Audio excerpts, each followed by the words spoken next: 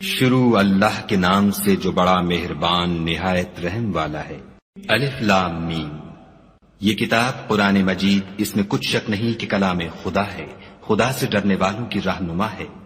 جو غیب پر ایمان لاتے اور آداب کے ساتھ نماز پڑھتے اور جو کچھ ہم نے ان کو عطا فرمایا ہے اس میں سے خرچ کرتے ہیں، اور جو کتاب اے محمد صلی اللہ علیہ وآلہ وسلم تم پر نازل ہوئی اور جو کتابیں تم سے پہلے پیغمبروں پر نازل ہوئیں سب پر ایمان لاتے اور آخرت کا یقین رکھتے ہیں، یہی لوگ اپنے پروردگار کی طرف سے ہدایت پر ہیں اور یہی نجات پانے والے ہیں۔ جو لوگ کافر ہیں انہیں تم نصیحت کرو یا نہ کرو ان کے لیے برابر ہے، وہ ایمان نہیں لانے کے۔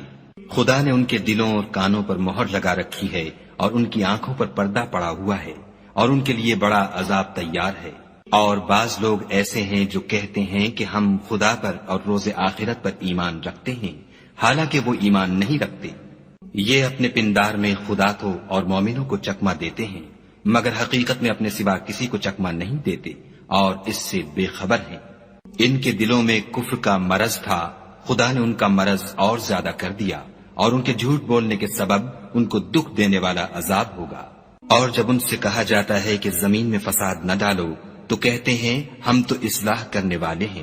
دیکھو یہ بلا شبہ مفسد ہیں لیکن خبر نہیں رکھتے۔ اور جب ان سے کہا جاتا ہے کہ جس طرح اور لوگ ایمان لے آئے تم بھی ایمان لے آؤ تو کہتے ہیں بھلا جس طرح بے وقوف ایمان لے آئے ہیں اسی طرح ہم بھی ایمان لے آئیں،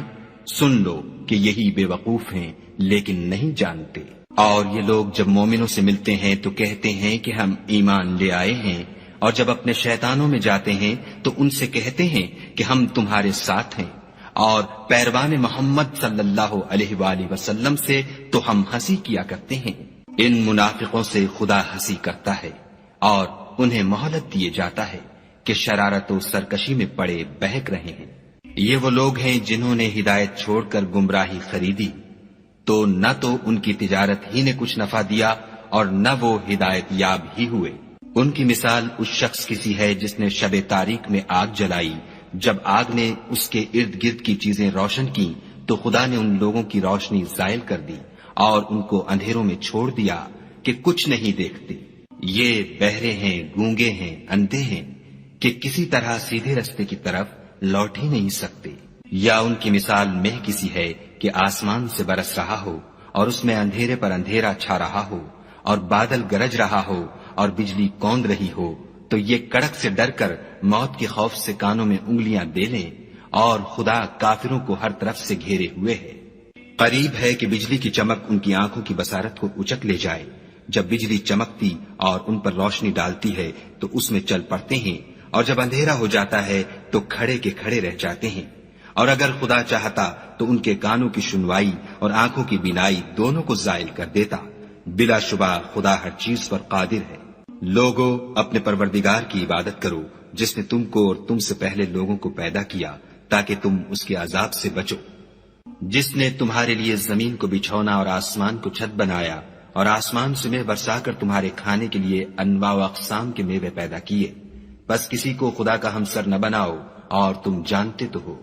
اور اگر تم کو اس کتاب میں جو ہم نے اپنے بندے محمد عربی صلی اللہ علیہ وآلہ وسلم پر نازل فرمائی ہے کچھ شک ہو تو اسی طرح کی ایک صورت تم بھی بنا لاؤ، اور خدا کے سوا جو تمہارے مددگار ہوں ان کو بھی بلا لو اگر تم سچے ہو۔